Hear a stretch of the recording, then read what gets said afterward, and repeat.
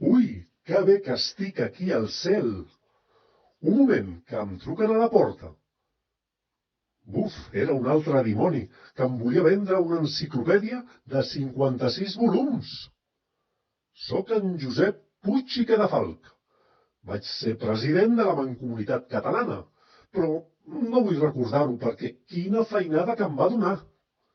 I vaig ser l'arquitecte de la Casa de les Punxes, de la fàbrica Casa Ramona i de la Casa Ametller, dels ametller que feien xocolata.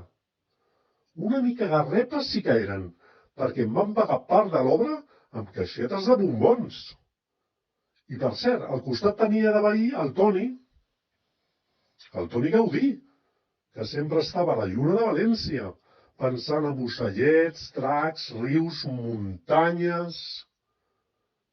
I jo també vaig dissenyar la rajola de la Floreta, que ara la compren tots els guiris. Quin negoci que han muntat! I jo aquí dalt sense veure ni un euro.